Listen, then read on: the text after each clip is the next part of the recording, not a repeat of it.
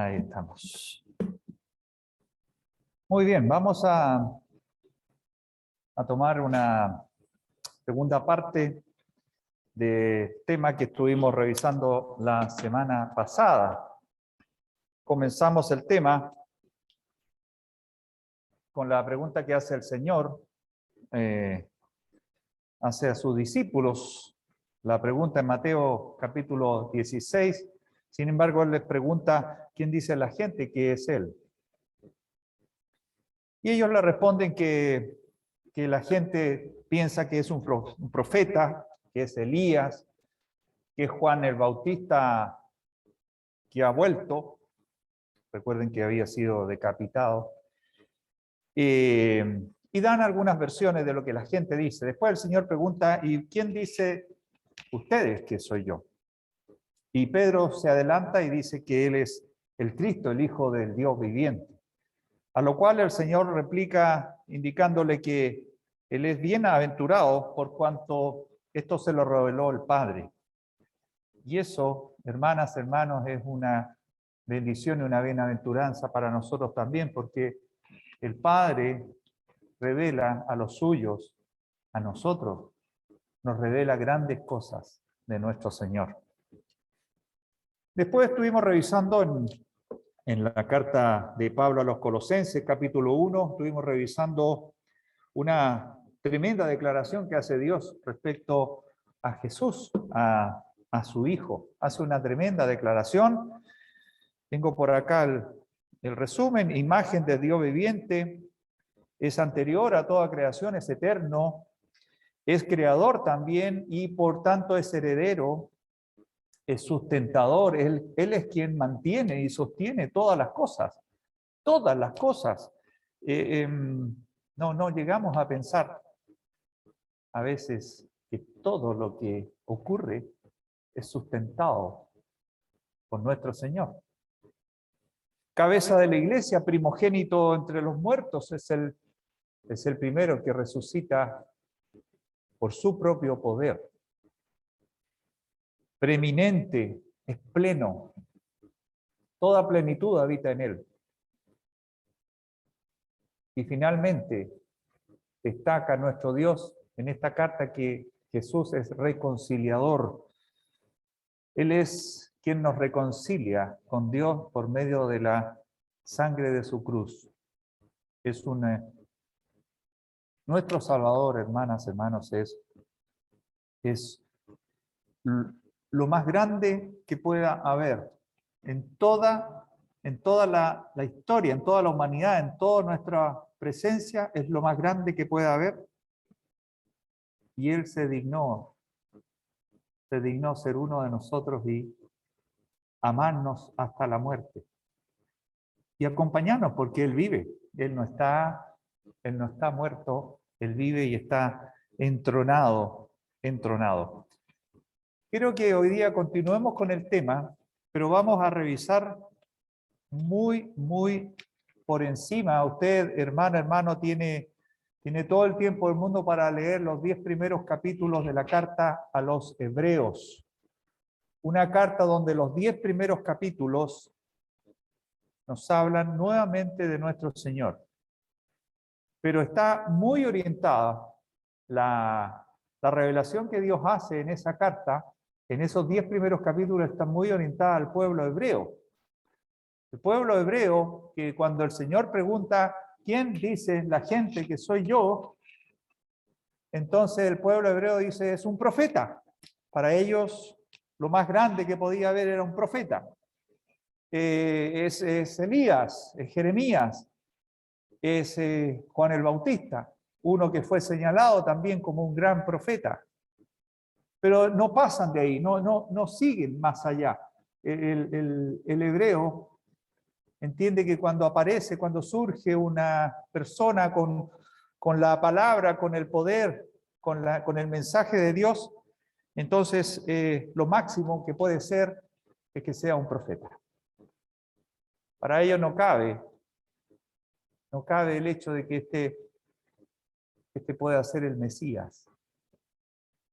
E incluso si alguien hubiera dicho que era el Mesías, ellos estaban pensando en un redentor material, en uno que iba a liberarlos materialmente, humanamente, del opresor, del pueblo romano, de cualquier invasor que viniera. Entonces el Mesías estaba para eso, para liberarlos ahí.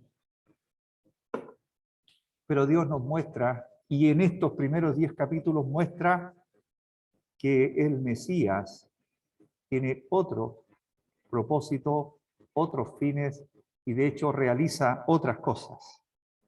En Hebreos capítulo 1, y por el tiempo no lo vamos a leer, pero quiero que repasemos y que podamos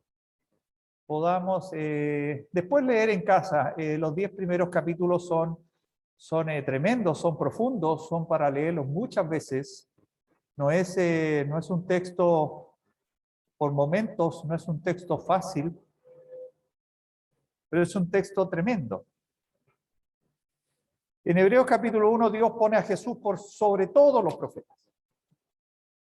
O sea, sí, hay profecía, hay revelación, hay palabra de Dios directa en Jesús. Es cierto, pero no es solo un profeta. Lo pone por encima, muy por encima de todos los profetas. De hecho, lo identifica como el heredero. De esa forma lo identifica. Y nuevamente tenemos la misma característica, el mismo atributo de nuestro Señor que se manifiesta en Colosenses, heredero de todo, pero a la vez creador de todo. Ese es nuestro Salvador. Ese es aquel a quien hemos recordado el día de hoy. Él es el creador y Él es heredero de todo. Todo fue hecho para Él.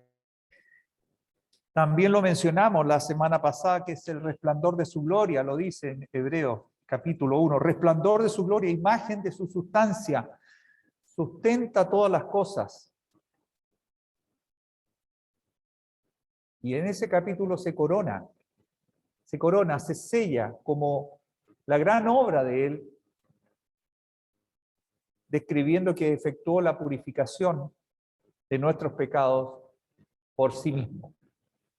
Es un tema bien relevante y que debió haber llamado la atención de todo el pueblo hebreo. Que uno efectuó la purificación de los pecados de todos. Ellos tenían un concepto un poco diferente de la forma en cómo se purificaban los pecados. Y tal vez a nosotros, hermanas, hermanos, tal vez en otro tiempo, en otra vida, nuestra vida anterior, también teníamos un concepto distinto de cómo se purificaba el pecado. Muchos estábamos haciendo esfuerzo propio para purificar el pecado. Otros tal vez pagaban algún tipo de dinero para purificar pecado.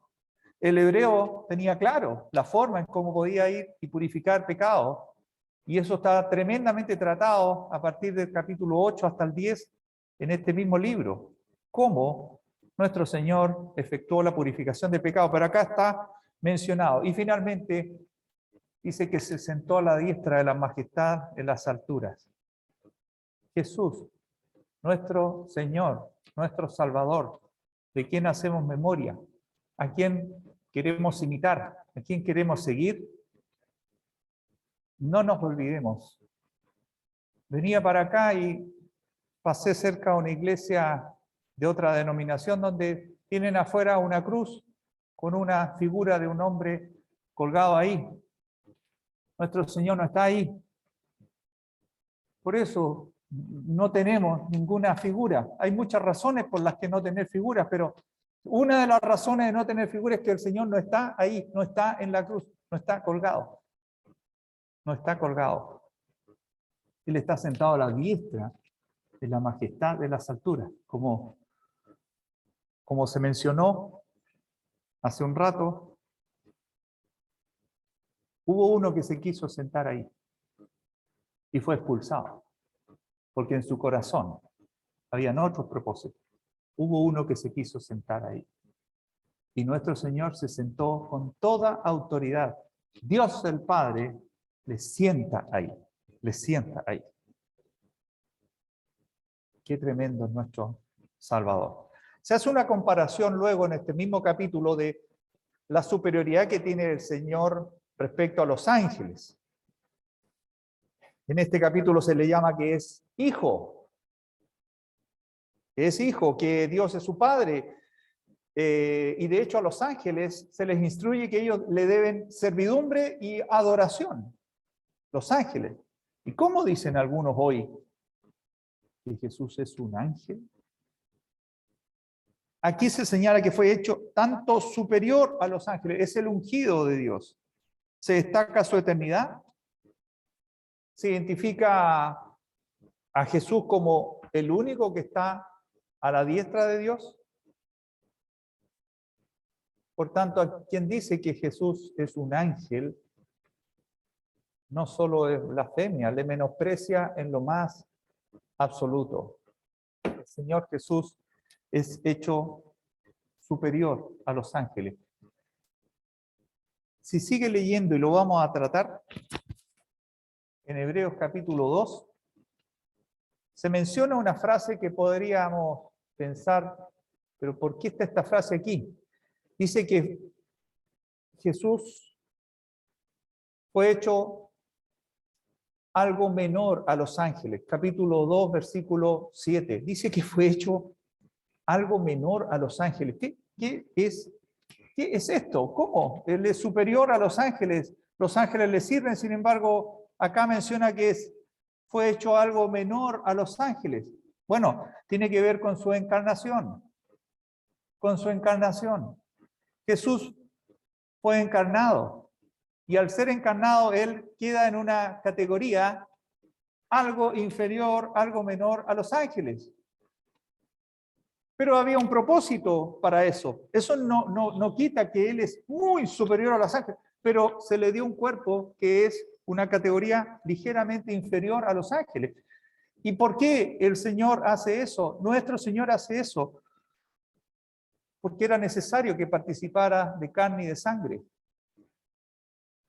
Porque él no iba a socorrer, dice en este mismo capítulo, él no iba a socorrer a los ángeles. Él nos iba a socorrer a nosotros, así que tenía que hacerse uno de nosotros. Nuestro Señor, sentado en las alturas, Él es una majestad. Y Él se toma un cuerpo que es algo menor a los ángeles. Se humilla, se hace inferior momentáneamente, porque era necesario, porque tenía que ser semejante en todo a nosotros, que nos trata como hermanos. Ahí dice que tenía que ser semejante a nosotros, sus hermanos. No me atrevo a decir que Jesús es mi hermano. Pero aquí está mencionado que Él se hermanó con nosotros, tomó un cuerpo como el nuestro. Por eso se menciona que es algo menor a los ángeles. Incluso Satanás pretende dejarlo igual a nosotros, tentarlo y que él caiga en la tentación, pero no lo logra ni por el más mínimo de los instantes. Pero nuestro Señor padeció tal como nosotros. Dice que todo le ha sido sujeto a él, todo está sujeto a él, pero aún esto no se aprecia. Todavía no. Hay un tiempo, hay un momento. Aún él no se levanta a tomar su reino. Momento que llegará y sabemos que él un día se levantará a tomar de su reino y en ese momento se cumplirá lo que está destinado para él. Y es que todo estará sujeto a él. Aquí se muestra a Jesús cual el Rey. Nuestro Señor es Rey. Qué tremendo. No podemos ponerlo a la altura de los ángeles. Él es muy superior a eso. Capítulo 3 y 4. en Hebreos. Léalo con calma. Dice el título en la mayoría de las Biblias que Jesús es superior a Moisés. Eso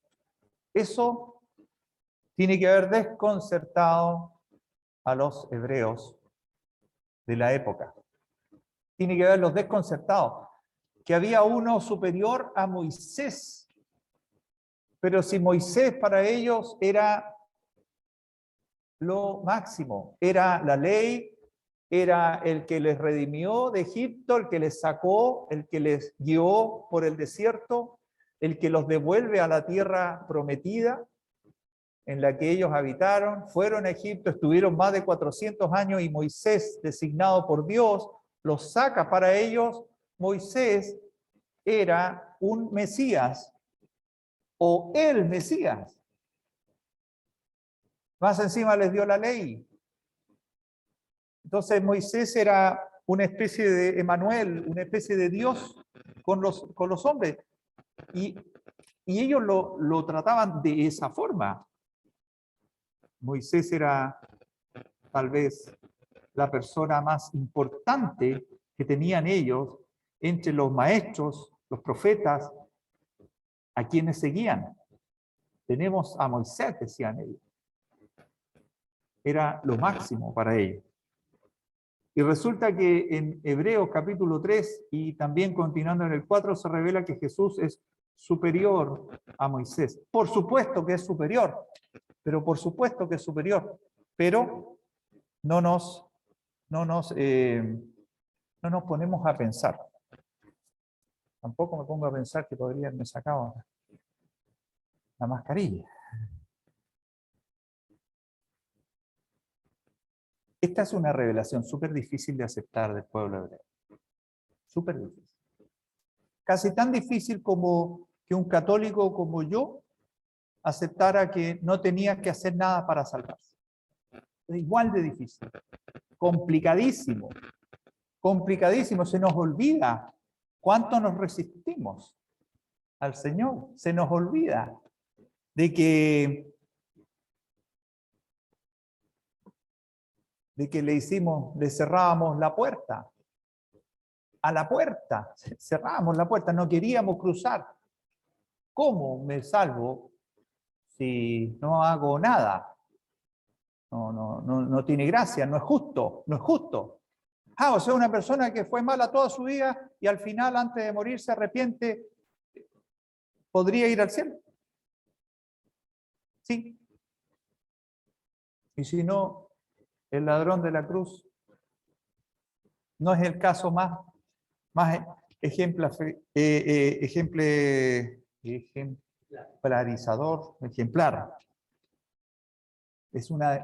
Esto es una revelación muy difícil de aceptar, pero tenemos que comprender que Jesús es superior a Moisés. La verdad que Jesús es superior a todo. Pero hablándole a los hebreos, decirles esto era un golpe, una bofetada, como toma una decisión. Oye, aquí hay uno superior a Moisés. ¿Sigues o te das media vuelta? Y muchos es posible que se hayan dado media vuelta. Qué ofensa más grande decir que hay uno superior a Moisés. Pero es que es superior a Moisés. Porque Dios ahora salva por este nuevo pacto en su sangre. Dios salva por un sacrificio vicario, un sacrificio que fue hecho en vez de nosotros. Si nosotros hacemos sacrificio y nosotros somos imperfectos, nuestros sacrificios son basura. En cambio, Él, que es perfecto, Él puede hacer el sacrificio. Jesús es el primero y el último que cumplió la ley. Ni Moisés cumplió la ley que trajo de parte de Dios, ni ninguno cumplió la ley que Dios dio para conservar el pacto. Sin embargo, Jesús cumple, es el primero y es el último, porque es el único. Por lo tanto, Él está capacitado. Él está capacitado para llevar con Él a los que nos hemos aferrado a Él, porque su sangre es la que nos limpia de todo pecado. Esto lo sabemos, hermanas, hermanos, pero cada vez que lo olvidamos, cada vez que lo dejamos, cada vez que lo apartamos, Jesús es superior a Moisés, porque Jesús no está sobre la ley, Jesús cumplió la ley a cabalidad y por lo tanto ya no tenemos que intentar cumplir la ley, tenemos que seguir a Cristo y aferrarnos a Él, a su sacrificio. Nuestros sacrificios no sirven.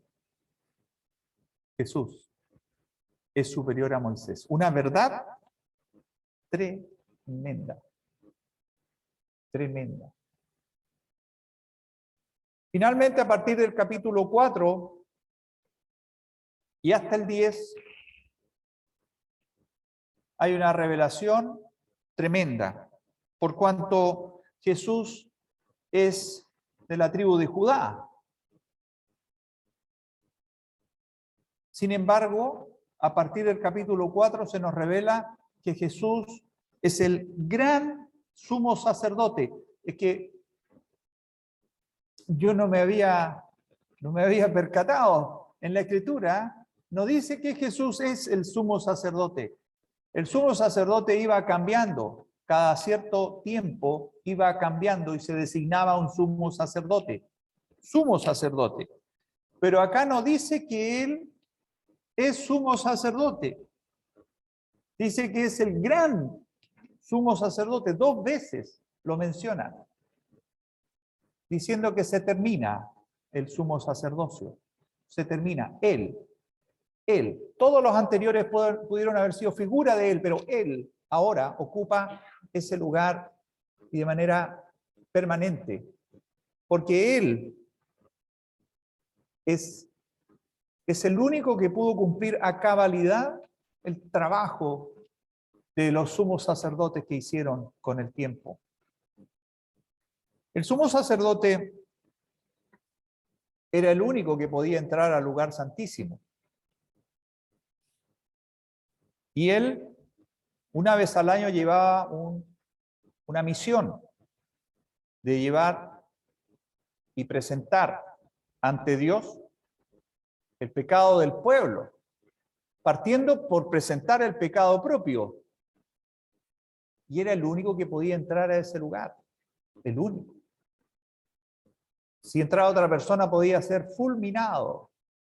Fulminado, de hecho ocurrió. Entonces este sumo sacerdote entraba una vez al año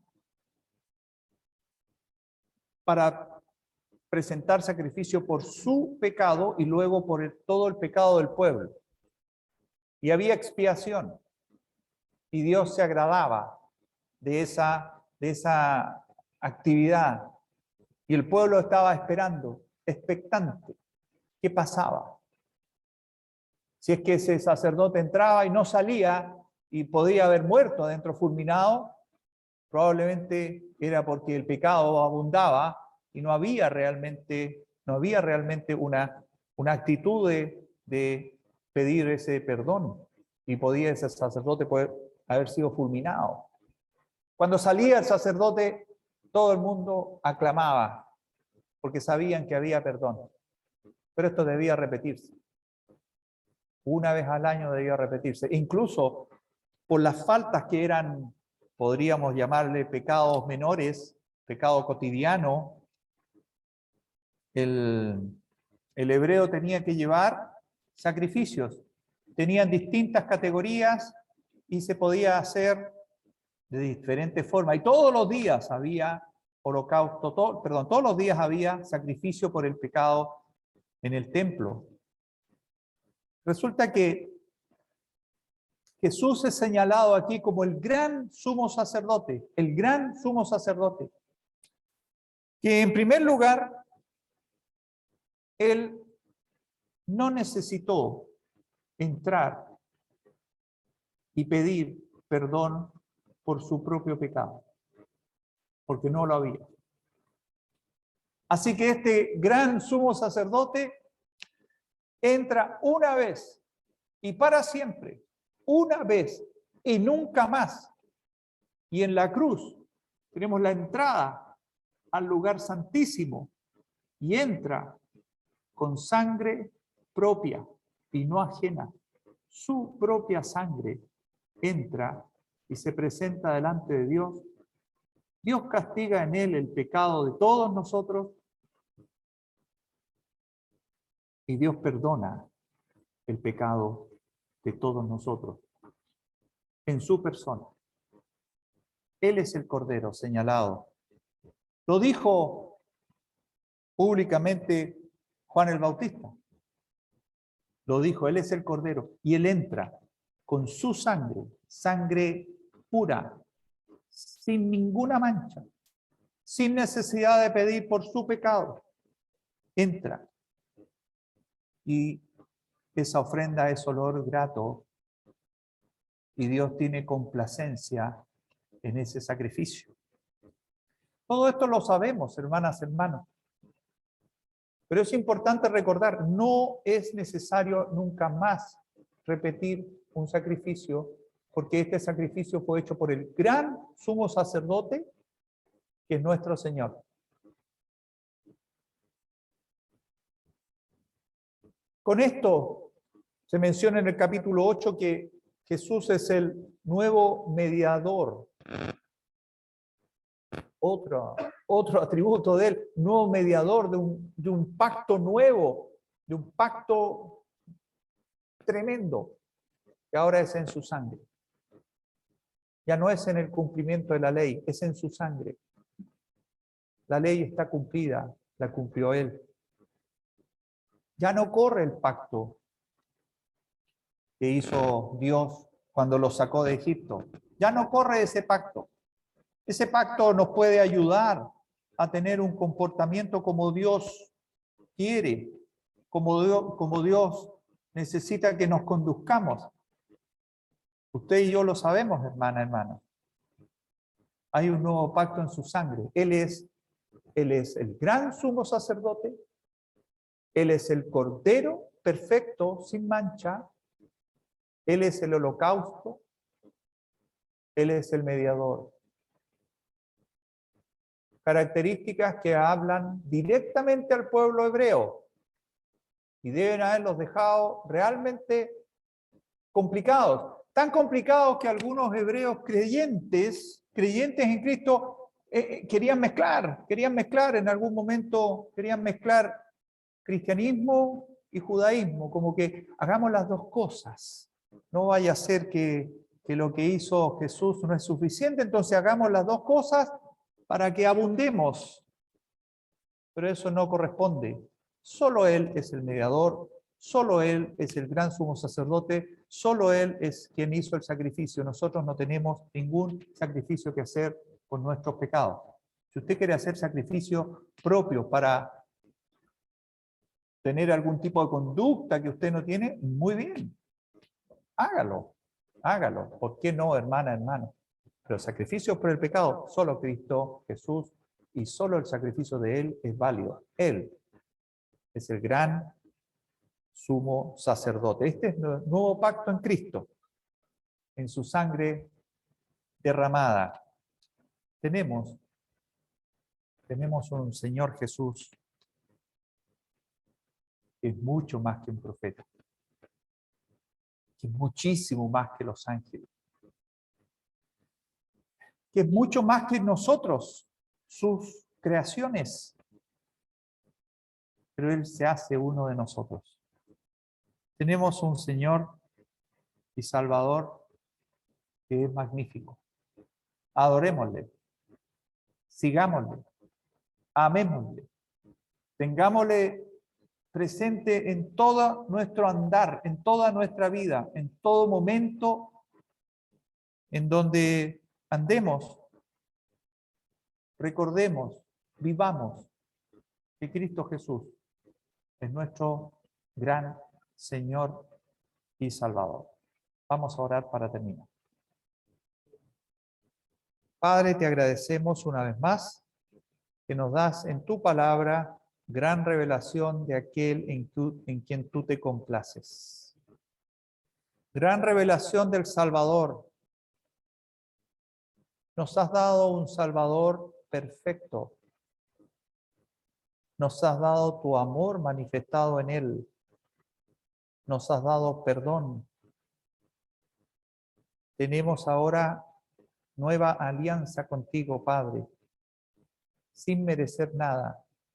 Él ha entregado toda su vida, ha derramado su sangre. Viene en busca nuestra. Terminaremos un día con Él por toda una eternidad. Difícil imaginar cómo será, pero entendemos que será la perfección tuya. Gracias, Padre, por darnos a este Salvador. Precioso Señor, danos la fortaleza, danos la voluntad para seguirle en todo momento y lugar, para buscarte a ti, utilizando lo que Él nos ha entregado. Nos ha dejado su palabra, nos ha dejado su enseñanza. Gracias, Padre Celestial, te damos por Cristo Jesús, en su nombre santo. Amén. Muy bien, muchísimas